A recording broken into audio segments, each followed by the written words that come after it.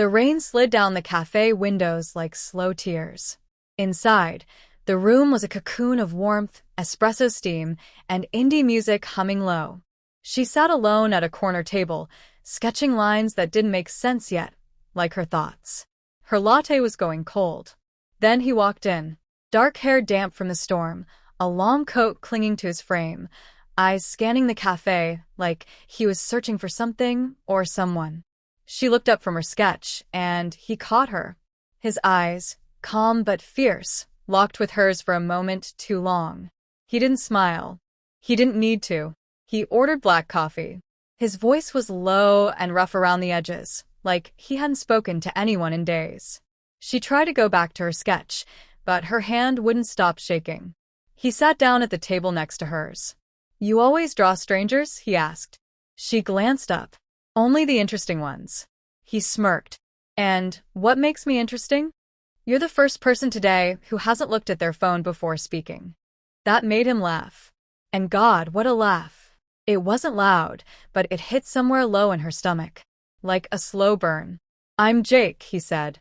She told him her name, and for the next hour, nothing outside existed.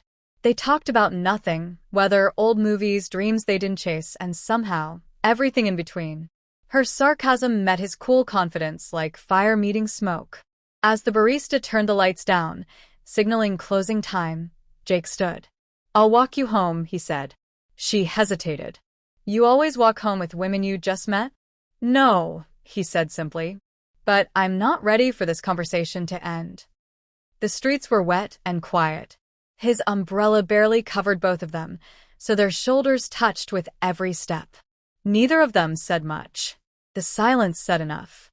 Outside her building, she turned toward him. "Thank you for the company." He stepped closer. "Can I kiss you?" She didn't answer. She just kissed him. It was soft at first, curious, searching. Then his hand slid to the back of her neck, and she sighed against his mouth. That sigh, that sound, it wrecked him. Her fingers tangled in his coat.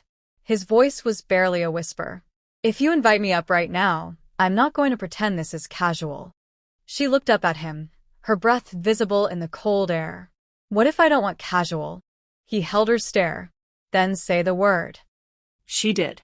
"Come up." The apartment was dim, candles flickering as she moved around the small kitchen. Jake leaned against the wall, watching her like he was trying to memorize the moment.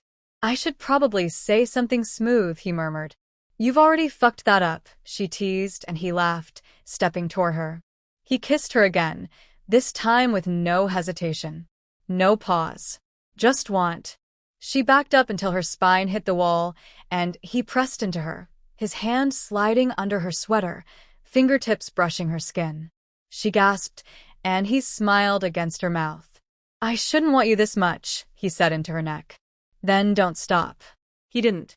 Clothes came off in between deep kisses and low, breathless words. When she whispered, "God, Jake, just fuck me like you mean it," it didn't sound dirty. It sounded like need. And that's what it was. Need. Not just for bodies to collide, but for something real. Something that shook the walls and left her clinging to his shoulders, lips parted in quiet moans, hearts beating like war drums.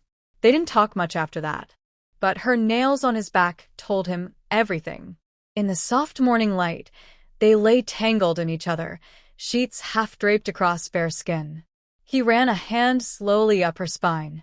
She was still half asleep. "You okay?" he asked softly. She nodded. "More than okay." He kissed her shoulder. "I told you I don't do casual." She smiled, eyes still closed. "Good. Because after last night, I'd be pissed if you disappeared." Jake brushed a kiss over her temple. "You couldn't get rid of me if you tried."